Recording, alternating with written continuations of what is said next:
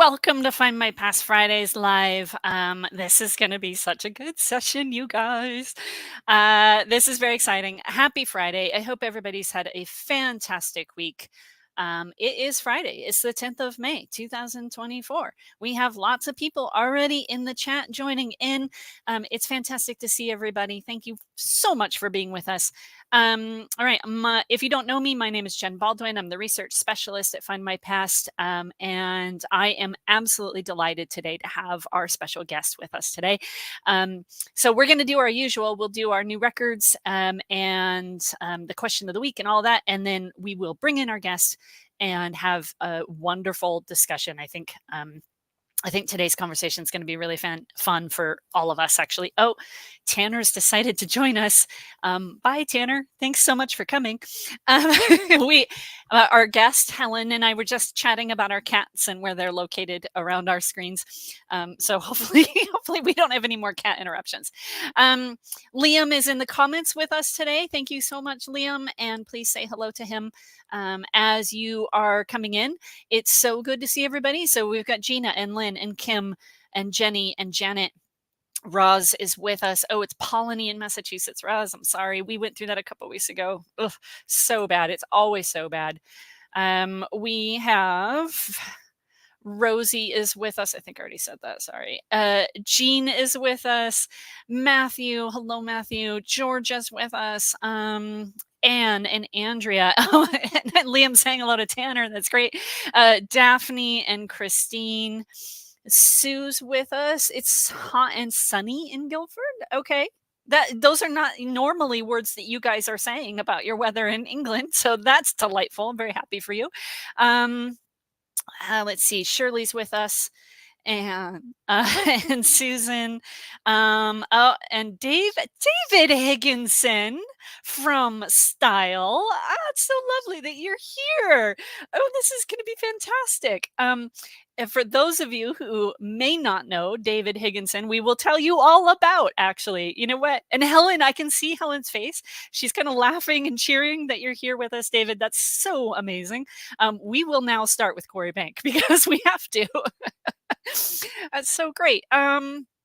Jackie's with us.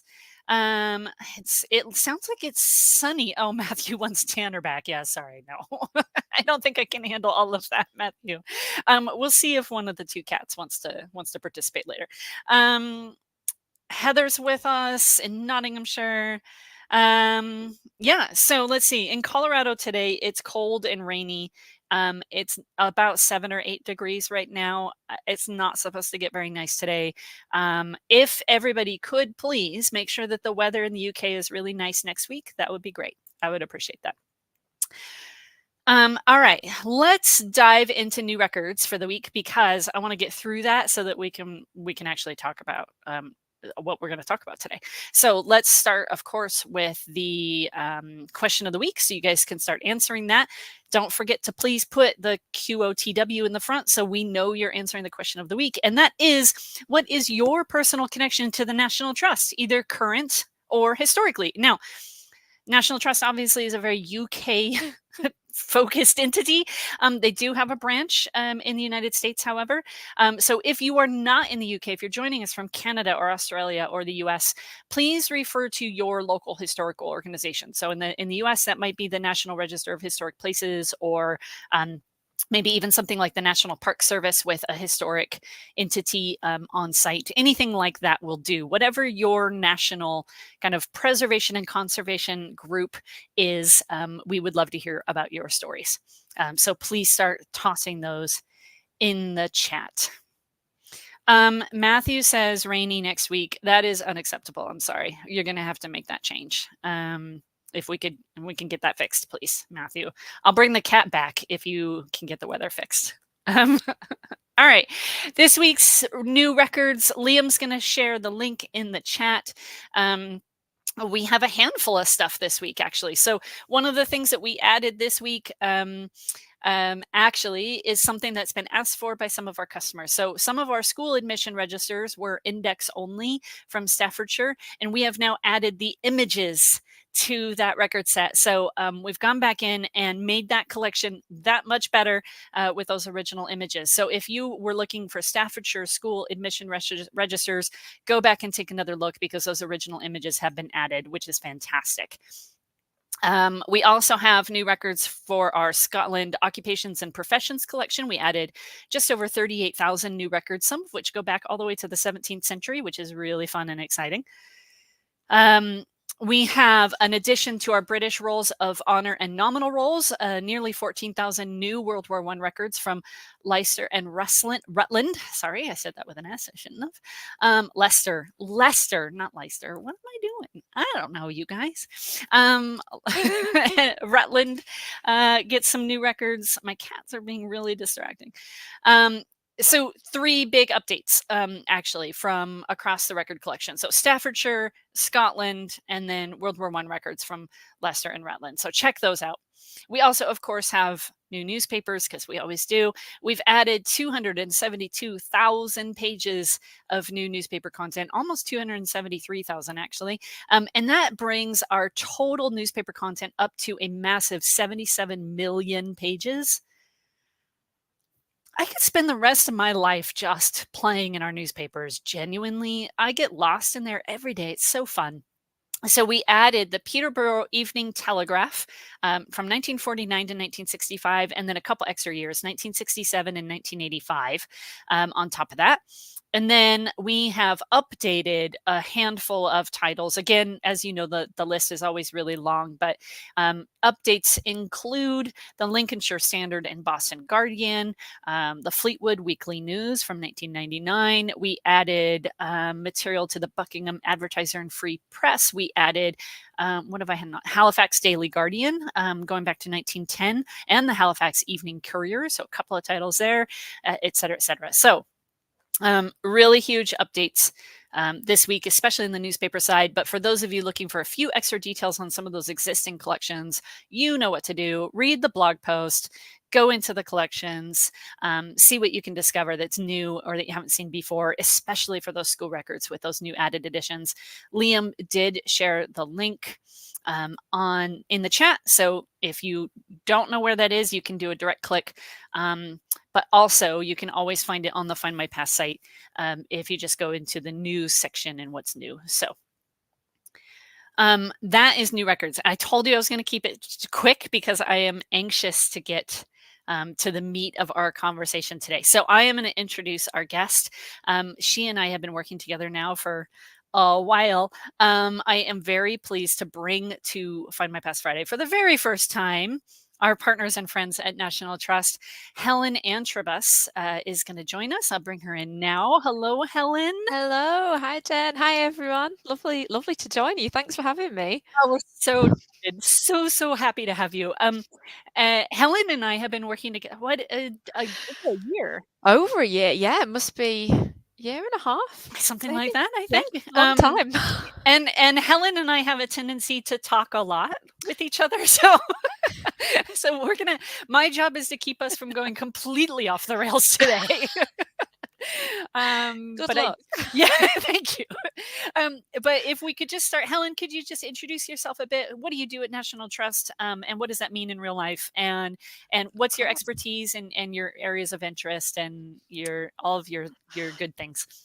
Oh, thanks, Jen. So yeah, hi everyone. So I'm Helen. I am a curator at the National Trust, and I work primarily so I have the specialism of cultural landscapes, which I know is an interesting job title, but it's really concerned with social, political, economic, industrial histories out in our broader landscapes, connected to estates and, of course, the sort of very famous country houses that the Trust looks after. But also we have such an incredible, I think, breadth of places and landscapes we look after, and I'm really interested in researching and engaging with narratives in places perhaps beyond the four walls. But it may seem strange that I'm working with genealogy, but that is such a huge part of telling those stories. So yeah, I've worked on some really incredible projects and collections over the last wow, half a decade that I've been at the National Trust. I've done a lot on the Beatrix Potter collection up in the Lake District, which is fantastic. And I've spent, most of my kind of heritage career working with a lot of women's histories and sort of 20th century, I think, social and political history. So it's really nice to bring that to the Trust, and kind of get excited about the range of histories that we have. And now, for those of you who have watched regularly, you know why Helen and I can't stop talking, because she just listed off like a number of my primary interests, social history right at the top of that list, and just the kind of that relationship, the bigger relationship that individual people that we study in genealogy have with those bigger places and events and periods of history as a broader question. So, so she and I. Loads to talk about. Loads to talk about. So we're gonna. I think we should probably start this conversation. We're really just wanted to talk about kind of the partnership that we have with National Trust and what it has brought forward and what it's done. And it's a partnership that was really new. So I think we'll just introduce it really quickly, because there's still certainly going to be people who haven't heard about this yet. Although if you've been a Findmypast fan for a while, you should definitely have heard of it and seen it. But essentially, we went to the National Trust and wanted to really pull out some stories and some locations, especially around the 1921 census, right? The 1921 census, when it launched, gave us just such a unique opportunity to really think about and explore the National Trust sites in a very different way than has been done before. So we did a pilot project. So we focused on 10 different properties across the Trust. And I had the pleasure of leading our research team on that effort. And it was months worth of work. But last summer, most of those properties actually activated some kind of live interpretation on location as well. And as mentioned, we did a lot at Quarry Bank, the Quarry Bank Mill. And we actually ended up doing our Heritage Open Days event there, and I got to go, and it was really a lot of fun last year. So it was delightful. It was really good. So we've done a lot, and we have just a tremendous amount of information that really kind of showcases what the combination of history and place and time and something like genealogy, but also like historical newspapers and all of our historical collections. If we bring all those things into the same room, what do we get? And what we ended up with was hundreds of pages of documentation and thousands of citations. So many. And then we had the very difficult task of actually going through and picking which stories we wanted to focus on, and what we actually wanted to, what the sites actually wanted to use and use as interpretation on site, which was actually really hard, right? Because every location had such incredible, interesting history. So I think I was going to ask what your favorite story was, Helen, but I think we should start with Quarry Bank, actually, because David is on, and I just think that's so perfect. So and I think just to add, Jen, you summed up the project so wonderfully. But again, I think that we did, it was 10 properties is quite small when you consider how many properties the National Trust has, and that's the beauty of a pilot project, that you can really focus in and hone in and pay attention, engage with a select amount of properties. And I just think the breadth of properties that we had, stately homes and back-to-backs in the centre of Birmingham, all that sort of. It just showed the sort of the power of people's histories, that actually the place itself, obviously it mattered in the context, but it was a real kind of democratic show, I think, of how important people's lives are in this kind of collecting data and showcasing what life looked like. And it was just really amazing just to have that broad spectrum of lives lived and the significance of different people to different places. And I think that's the kind of the great thing about the partnership, and what we each brought was that kind of that breadth of place. Yeah, I think I mean, obviously we're both biased because we were in it every day. But this kind of partnership I felt really powerful to me, right? They are physical locations that people can connect with, and like back-to-backs is a great example. How many times have I heard now that, when you were school children, you did, the day at back-to-backs, learning that history, especially for those, Yeah. in the Manchester area, right? And like that was the field Quarry trip. Bank. Yeah, And Quarry Quarry Bank. Bank, yeah. Was Um, the school was trip. another Yeah. big one with the school trips, right? And so Yeah. even amongst the staff, we had all these people going, "Oh, I remember that. I did that. Oh, I yeah. did that." And now we're able to kind of connect that back to kind of this historical and genealogical research that Absolutely.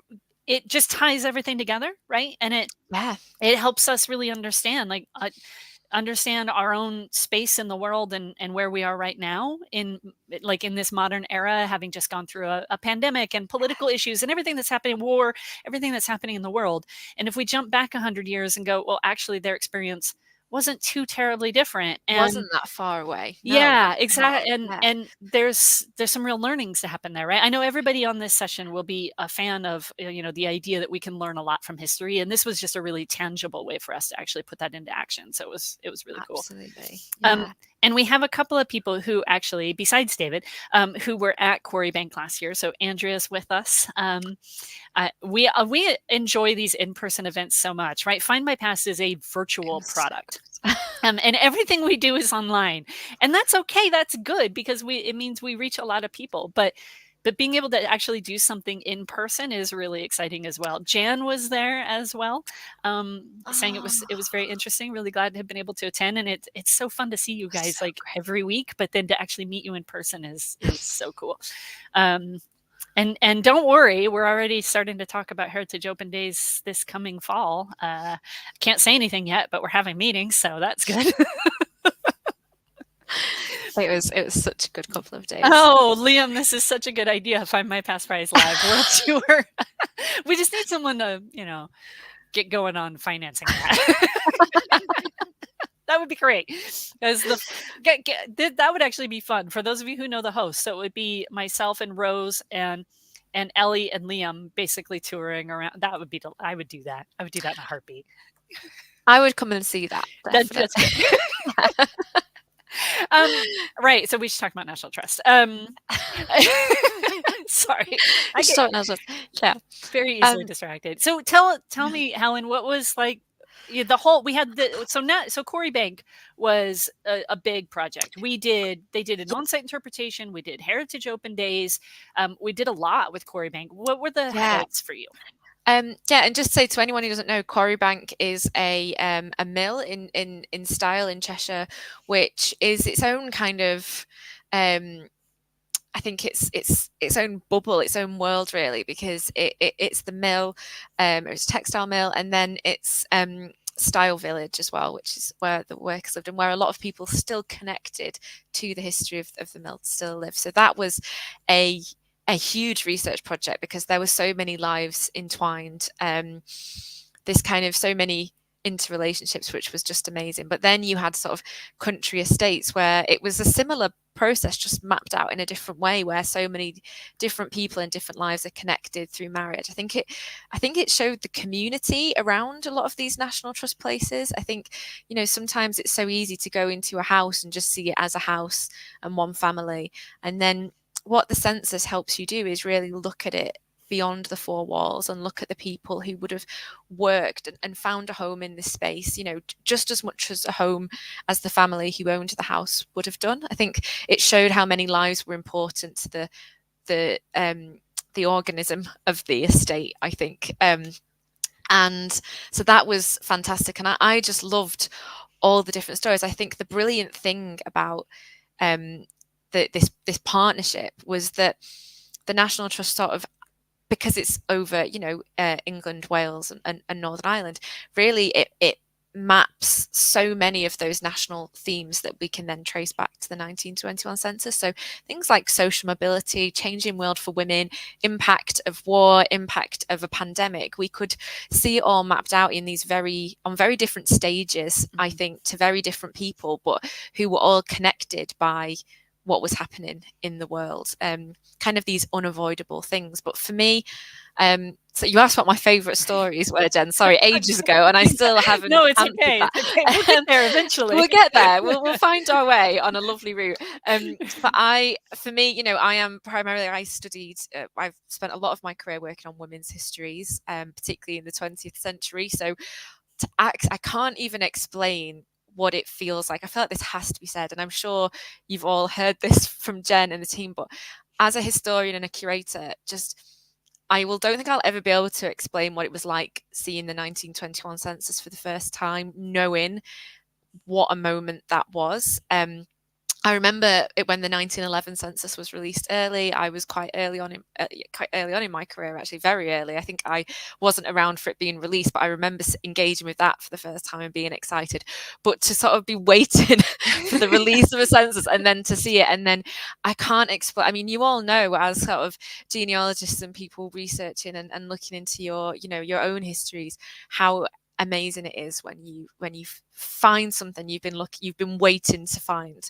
And I've had that with my own personal looking at family histories, but to do this as part of a project, to see how the lives of women who I'd been researching for years, I felt like I was meeting them again in a new place and in a new time. And I love to see that mapped on the pilot project. So particularly Blickling Hall, which is in just outside of Norfolk, has an incredible history. But we had Zelia, who was a fabulous tenant there, and fabulous, kind of really involved in gardening, really, really prominent. But she also ran to be the Liberal MP, and she was not successful in the 20s. But just to meet a woman who was able to, that she had that ability now, I just loved seeing those stories of sort of female agency. And I think what the census did is shown, I think for a lot of us, we sort of think that the fight for the vote was all women did, and then they got the vote and that was it, and they stopped fighting. But we're seeing magistrates, we're seeing, so Catherine Lazenby, who was a nurse at Knightshays, which was one of our houses in Devon, and she was a nurse in the hospital, the auxiliary hospital in the First World War. We were able to track her census records with the work we were doing with Knightshays, and she's a justice of the peace. She's she wants to be a magistrate, and I just loved seeing that social mobility for women and the start of sort of these incredible careers and movements. So yeah, sorry, that was a very long answer. That was great. I mean, don't apologize for passion over a census. Like, you'll never need to do that with us, that's for sure. I think you're right in that, there were so many kind of these big national trends that came out of this project, and it was really interesting to view, like, even the question of like the upstairs downstairs relationship. We had a number of different properties where we looked at that, and they were different at every site. And that strikes me that we actually haven't told everybody which properties we worked with. So we should probably take a second to go, here are the National Trust sites that we actually did this pilot program with. Yeah. This is like one of those memory games. It's like, when people say list the 50 states of America, and you're like, I'm gonna forget a really obvious one. I have a list in front of me, if that's easier. I thought I can do it off the top of my head, but so I'll do it and you tell me if okay, that's fair. Yeah, let's do that. So we had Quarry Bank. In Cheshire. We had Cteal, which is a house down in the southwest. It was my favorite. It was gorgeous, beautiful, amazing house. Has whale bones in the entrance. Whale. Anyway, that's a lovely fact about it. Irrelevant to the census. Blickling. We had Sizer Castle, which I think is my favourite place in the South Lakes in Cumbria. Really incredible place, and they did such brilliant work, which we can maybe talk about. Oh my gosh, my mind's gone blank. So we had the back-to-backs. We had the workhouse at Southall, which was really interesting. Deep breath. Now I have to keep remembering them. Do you want to take over actually from the list, in case I'm really paranoid that I'm going to forget one? So I'm just going to list them all to make sure that we covered them all. So we did Alarond, fantastic.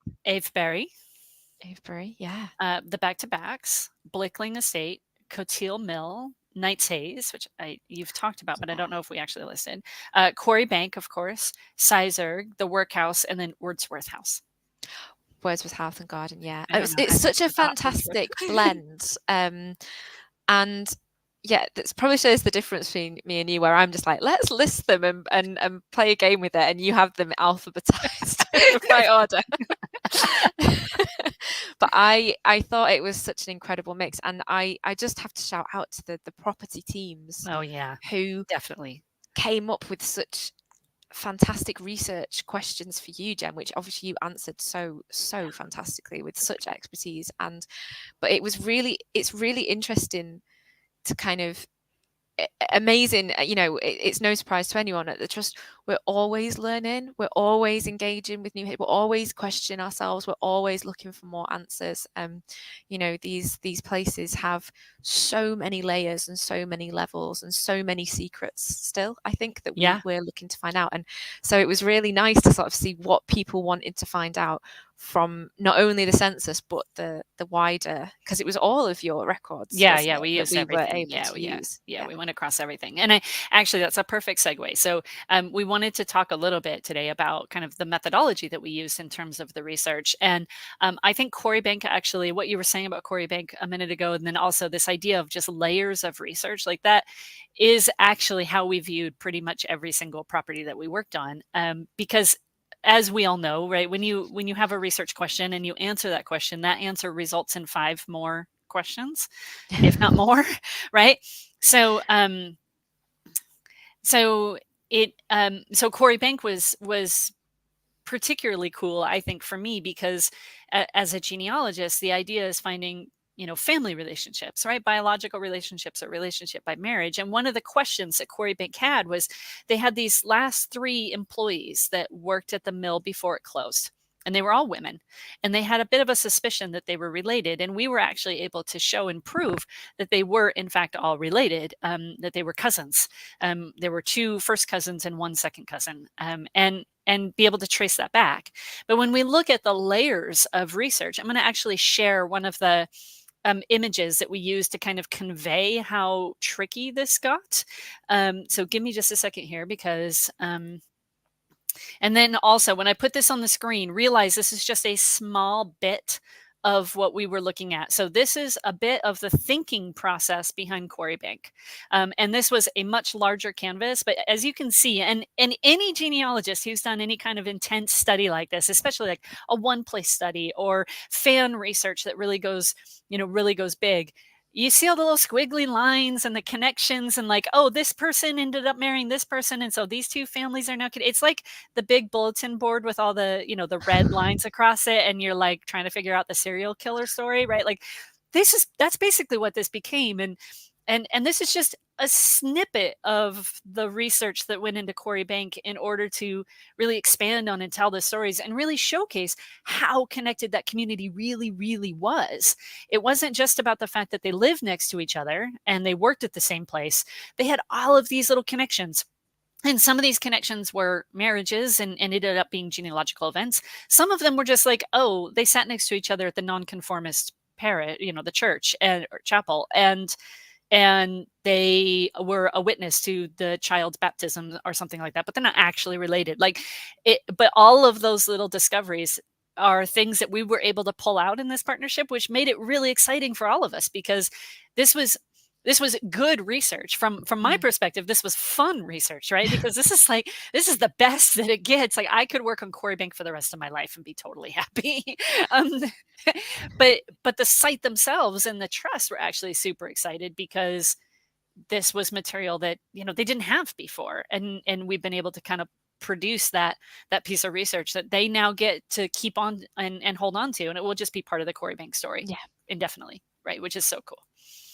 Yeah, it was fantastic. And I mean, it's really lovely that we've got David and others from Quarry Bank here, because I think it just shows how as well, like I say, there are just so many unknowns, but also things that like you say, that were suspected, or that, oh, we think we know this, and it's so nice to just have that that I guess, a truth to, to this research. And being able it was to so answer exciting. some of those questions. It was really cool. And Corrybank is such a special place as well. I think you really feel the community when you go. There's such a strong presence of the people who worked and lived there in every sort of part of the experience, I think, when you're there. And it's it made it really special definitely. I should say, if anybody has questions for Helen or I, please do pop them in the chat. I know you guys know that, but I'm just going to say it anyway. And your question could be about anything. It could be about the research or the pilot program or National Trust in general or whatever. So just throw them in there. I will also say that some of this research, of course, fed into our podcast. So Findmypast produced a podcast called Step into the Past, and the episodes, the first 4 episodes feature the National Trust properties, and it's the idea of taking like a walking tour and combining the family history, and so we pulled descendants into those podcast episodes, which is really cool, which David, that we've been talking about so much, actually was one of those individuals who's featured on the podcast, and he allowed us to tell his story multiple times. So we're very grateful to David and all of his contributions. He has strong ancestry at Corrybank. So I'm going to ask Liam to share the link to the podcast so everybody can find it, but listen to the Step into the Past podcast. It's hosted by a lovely historian, and she's wonderful, and the stories are fantastic. But I know National Trust also has a podcast. So Helen, can you tell us a little bit about the National Trust podcast as well? Yeah, it's absolutely fantastic. I think, if you're anything like me and can't get enough of the National Trust just from a visit, I would definitely go away and check out the podcast.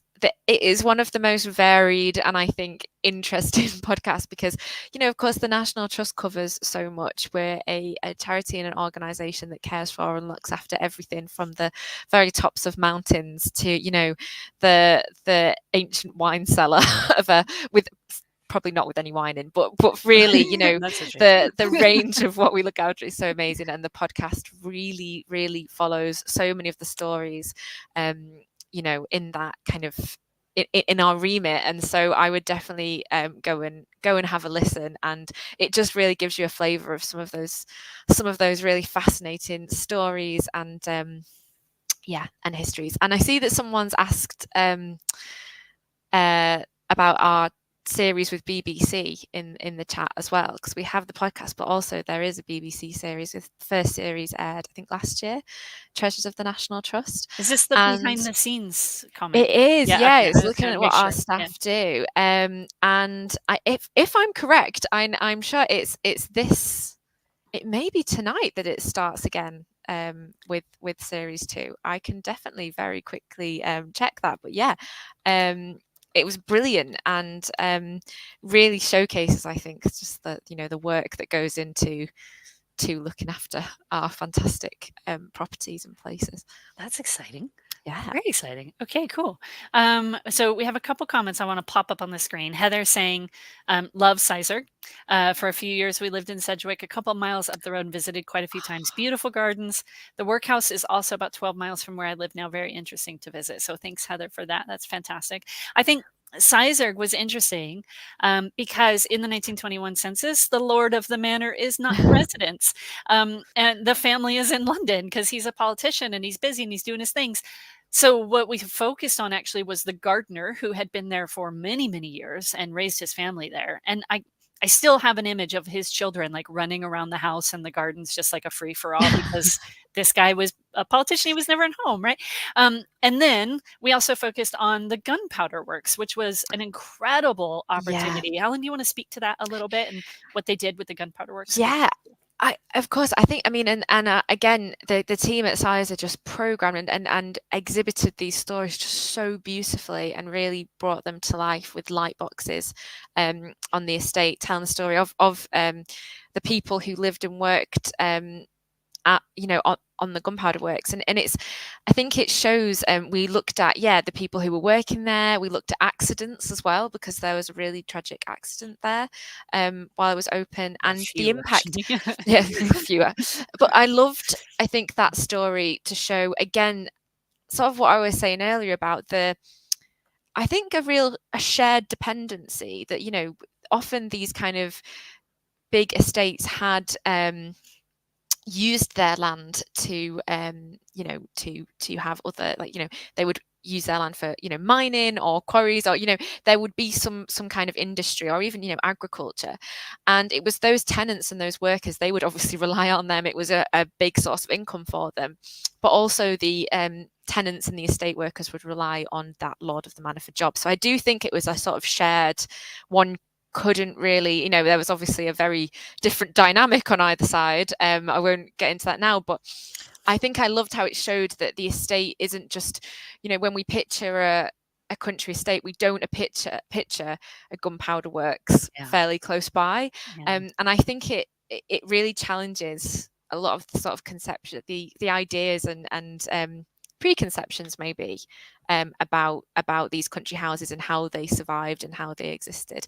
And I think, again, really platforming the story of the workers who were so crucial and were put in their lives. it was a quite dangerous job.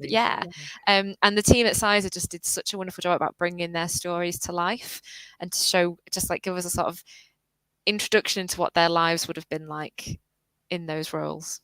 That component about how essentially these estates are just little communities that rely on each other, right? The owner of the estate and the upper class depends on their employees and their residents in the local village to support them, and then vice versa. So one of the places that we saw that really in huge ways was QOTW.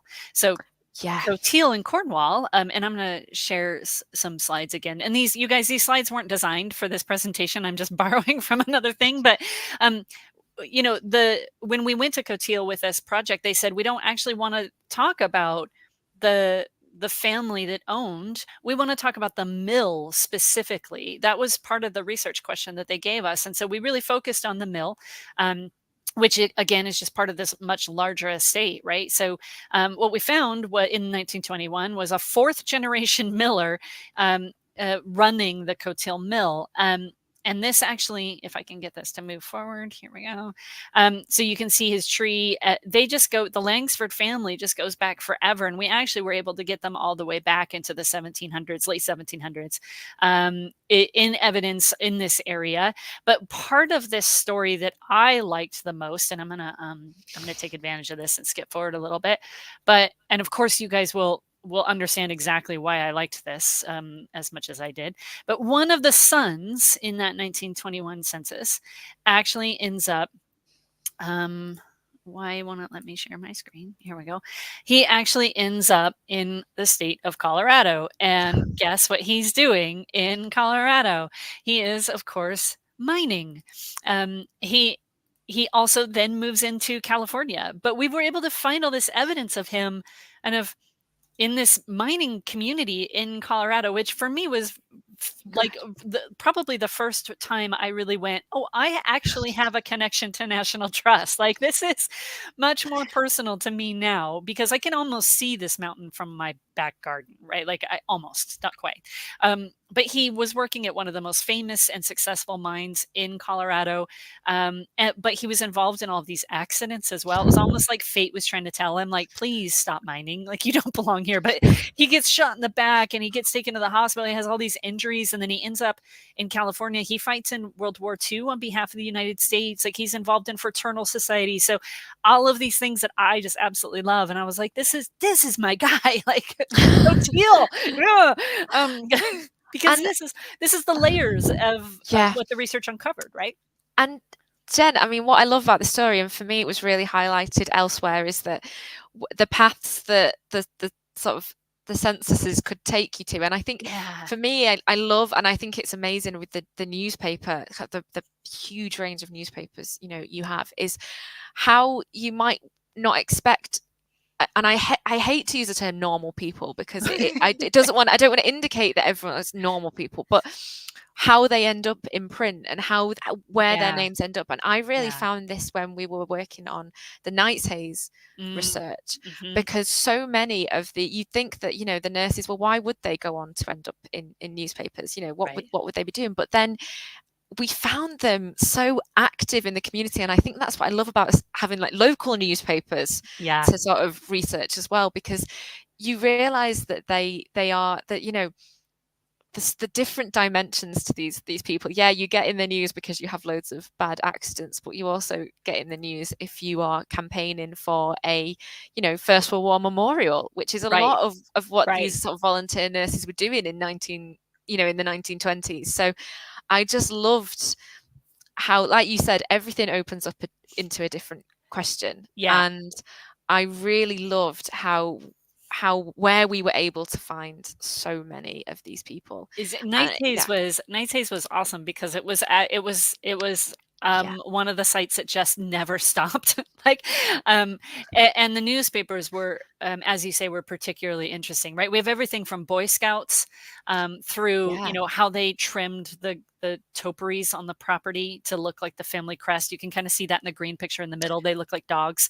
You know, and obviously the family that owns the site is going to be in the paper, but also like they're having a whist drive and it names all of these people, and like just the ability to go in and, as you say, just the average person, the agricultural laborer, the domestic servant, or the miner, or the, you know, the guy selling newspapers on the street corner, there's an opportunity in newspapers for us to discover all of those people. You don't have to be wealthy and upper class in order to actually get your name in the paper. And the prolific printing of the Victorian and Edwardian periods in the UK of newspaper content itself, like absolutely. And the coverage is incredible, right? They're covering events from Colorado and Australia and South Africa, and because just like any other newspaper, they had to fill their columns with something, right? And so if they ran out of stuff to talk about, they'd shove some international story in to fill the colum, and like you just never know what you're going to get. So Night Haze was really great for that because it was just an endless supply of information. It really was, and I loved with Night Haze that kind of the people who we were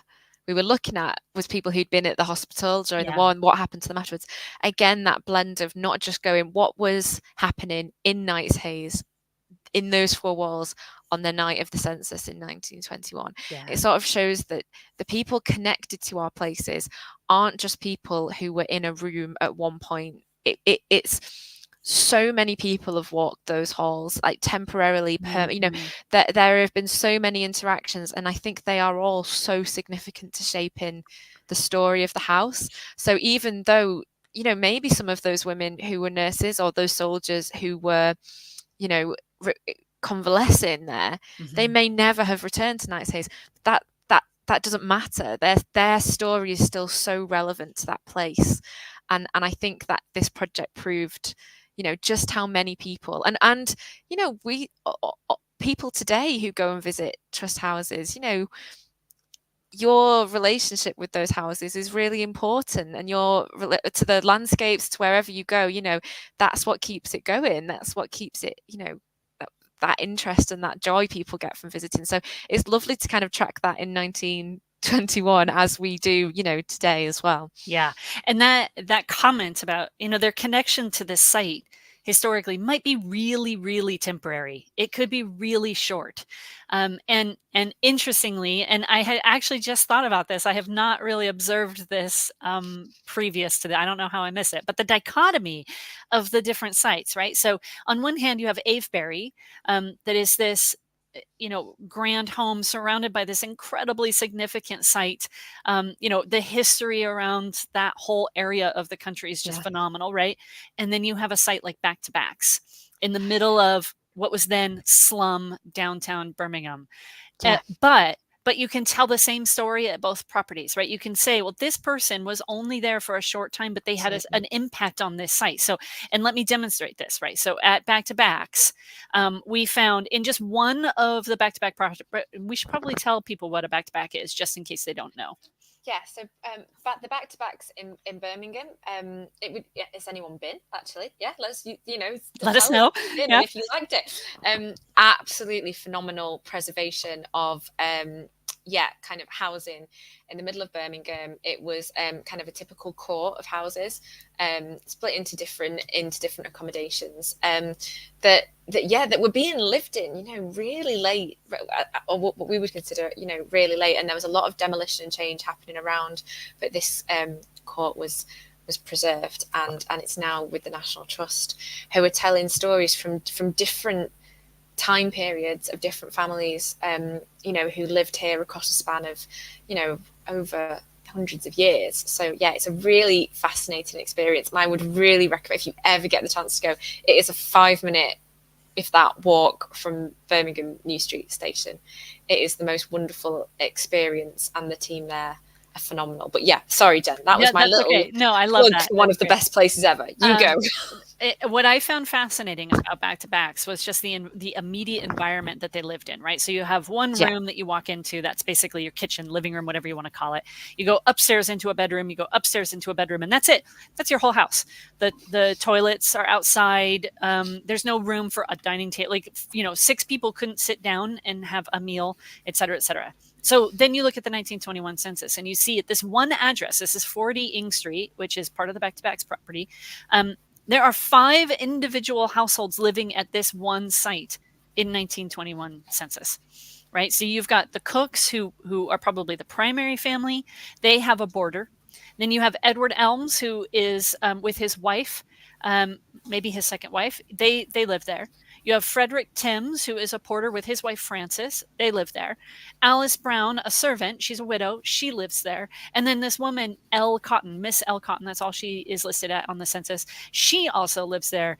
That's an incredible amount of people shoved into basically 2 bedrooms. And you think about how they managed that, right? They were sharing spaces, but working different shifts so that they each could have a turn at the bed, basically. Yeah. It's an incredible environment. So you take this, and they all have an impact or made an imprint on the history of this property. So you take that, and let me move back to Avebury really quick, where you have in the census, and I get to the right page. Here we go. You have quite the opposite, right? You have this big grand estate, wealthy property, right? But inside this property, you have the family, the primary family, and then you have 2 servants, and then you have the servant's child. And that child didn't live in this property for very long, and they eventually go on and they do different things. Sorry, there's 2 children. I apologize. But they both also made an imprint on that property and the history of that property. And it's significant that in 1921, the master of the house is letting the servant live there with her children. She's a war widow, but this still was not something that was done, right? This was kind of beyond the pale a little bit. So you think about the impact of this big estate and then the reality of life next to the back-to-backs, and actually, there's a lot of commonalities there, right? Absolutely. Even though they're on very far ends of the spectrum. Absolutely. And that, and I think it takes us back to that idea of the, in just 10 properties, we see such a spectrum of stories and lives lived, but we also see so many commonalities. And I think that's why it resonated with so many of our staff, our volunteers, and our visitors, that, they were able to see these, just that kind of snapshot into a life that tells us so much more than just a snapshot. I think it was fantastic. And I think, just to sort of bring up what you said earlier as well about this research is still with the properties and the places, and in some places the sort of exhibitions might have come down or moved, but it's still always going to be there, kind of informing and being there to be built on as well. I think it's given us so many answers, but it's also given us so many questions, which as a curator, that's what I love. I love the opportunity to think, right, where do we take this next, and how do we build upon that, and who do we look at now, and what resources do we use? I think it's a really exciting a really exciting path to be at the start of. Yeah, for sure. Let's go to some of the comments because I want to make sure we get people's perspective in as well. So Jan, just kind of reiterating what you're saying about back-to-backs, well worth visiting, worth remembering that they give a more sanitized view of what life was like. So interesting observation from Jan. Yeah, and I think it's a really interesting comment, and I think, you know, obviously we'll never get the full experience about how hard, you know, life would have been in those places. I do think at the back-to-backs you just get that feeling of what it would have been like, and even just seeing the census documents, when you know, you see how filled it was, you know, what the sort of sensory experience, you know, of that would have been. You know, it's hard to picture, I think, even, you know, when you're there. Yeah, for sure. Sarah saying her father-in-law's great-granddad was a gardener at Cotton Manor, Northamptonshire. I don't know if I said that right, but that's a fun one. Yeah. This is it. It's so interesting to hear about people, you know, to these big estates or these, you know, different estates. It's just, you know, so many lives connected to them. And so many lives. So Sarah has a second one actually saying Charles Perrin's wife's parents had lived in a house immediately behind the existing National Trust back-to-backs. Oh, wow. So good, right? That's Heather, incredible. the Gunpowder Works near Sedgwick on River Kent is a really interesting story. That is one I definitely like. I feel like I need to do a National Trust tour. I really do. I need to see these places. Yeah, size is really magnificent, I think. And yeah, Heather, I completely agree. It's so interesting, and the landscape is so beautiful. Kind of, you know, on the cusp of the lakes, and yet you've got this really industrial story. Yeah. So I apologize, Sarah. I should have read this comment first. So her great-granddad, Charles Perrin, giving us context, was a gardener and ostler at the Rope and Anchor in Dunham, Massey in 1921. He was 70, retired from Manchester Police after 25 years. That's wow. And then born into this agricultural family in rural Lincolnshire, so went back to his roots, and his wife's parents had lived in a house immediately behind the existing National Trust back-to-backs. So I read that in the wrong order, Sarah. I'm sorry, but that's great. And the Rope and Anchor is still going. Is it? Yeah. Fantastic. Jan has shared a link for TV Tonight, Hidden Treasures of the National Trust. Thank you very much, Jan. We appreciate it. A couple of comments about that. We already answered that one. I'm just going through you guys' comments, so bear with for just a second. We already did that one. Oh, Victoria wants to know the name of the Facebook group we mentioned where we can ask our Find My Past fans questions. So there's two, Victoria. There's the Find My Past forum, and then there's the new newspaper Facebook group, which I think you asked Jan about, you asked Liam about as well. I'm going to ask Liam to share the link to both of those in the chat. So Liam, please go ahead and do that when you get a second, please. Thank you. Daphne, I missed Quarry Bank. I was on my way, but broke down in a camper van in the middle of nowhere in North Wales. Daphne, if I had known that, I probably would have left and come and gotten you. Like, I would, like let's find a way to rescue Daphne. I'm so sorry to hear that happened. That's such a shame. Let's see. And then Victoria saying, I love National Trust properties. So fortunate to have them and learn more about them and the people connected. I don't even live in England, and I couldn't agree more, actually. Jan saying, I lived in back-to-backs until the end of 1967. They were cramped, dirty, and unhealthy. Yeah, they were not a good place to be in. And it's a really, just to, if I can just like really quickly, because I know we're near that time, just respond to that. I think it's so important to hear that, just to, you know, we often preserve our heritage and you know, and not all of our heritage exists in country houses and estates, and you know, and a lot of the slums and the back-to-backs, obviously huge clearances in the 60s and the 70s, and yet those experiences, you know, we need to preserve them as well. We need to show, you know, how people were living, and I think it's really important that people record their memories of that.